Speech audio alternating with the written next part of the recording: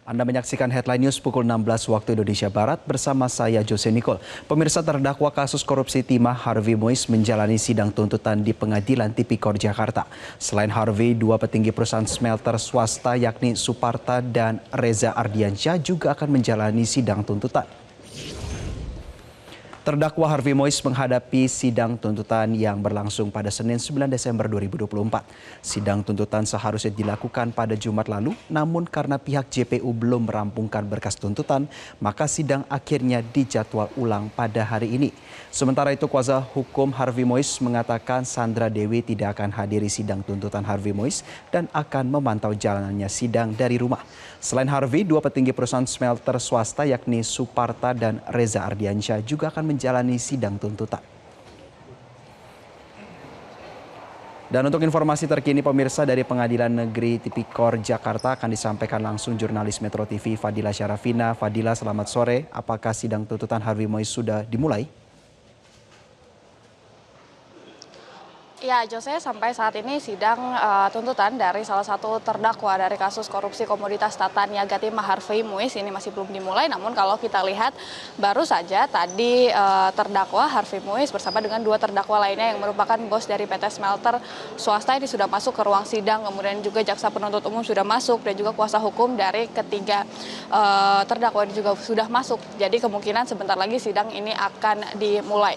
Nah, Jose, seperti yang Anda sampaikan tadi, memang sidang tuntutan ini sebenarnya dijadwalkan pada minggu lalu, yaitu pada hari Jumat 5 Desember 2024, namun disampaikan oleh jaksa penuntut umum bahwa berkas penuntutannya ini belum siap sehingga diundur hingga hari ini. Nah, kalau kita melihat kembali sebenarnya Harvey Mois ini sudah didakwa oleh jaksa penuntut umum melanggar pasal 2 dan pasal 2 ayat 1 dan juga pasal 3 Undang-Undang Tipikor, junto pasal 55 ayat 1 KUHP dan juga pasal 3 tindak pidana pencucian uang.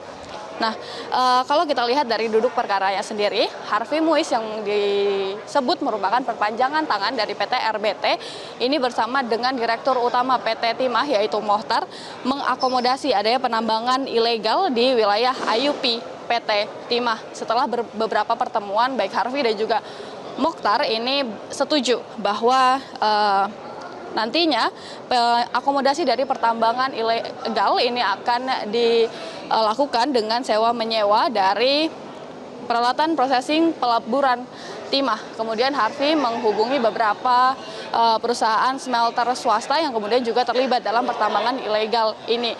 Harvey juga meminta kepada beberapa perusahaan smelter swasta ini untuk menyisihkan sejumlah keuntungannya. Disebut nantinya uang ini akan digunakan sebagai CSR atau Company Social Responsibility. Padahal sebenarnya uang ini digunakan untuk kepentingan dirinya sendiri dan juga salah satu terpidana kasus timah lainnya yaitu Helena Lim. Uang ini sejumlah 420 miliar rupiah.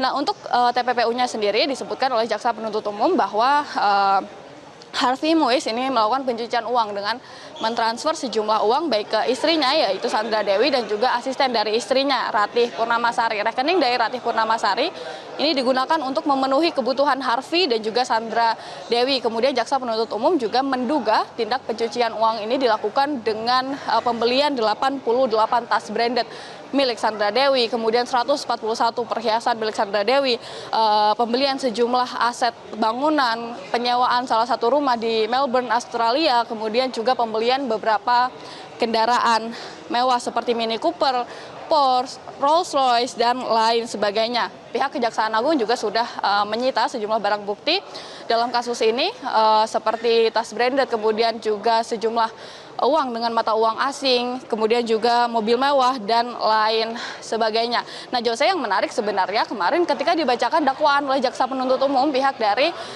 kuasa hukum Harvey ini memutuskan untuk tidak memberikan eksepsi atau penyanggahan.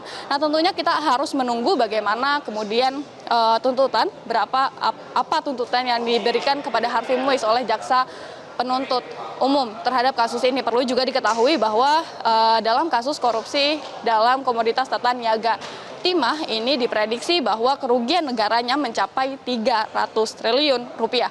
Demikian dapat kami sampaikan dari Pengadilan Negeri Jakarta Pusat. Untuk sementara kembali dulu ke Anda di studio, Jose. Baik, terima kasih rekan Fadila Syarafina atas laporan Anda. Selamat kembali bertugas. Jelajahi cara baru mendapatkan informasi. Download Metro TV Extend sekarang.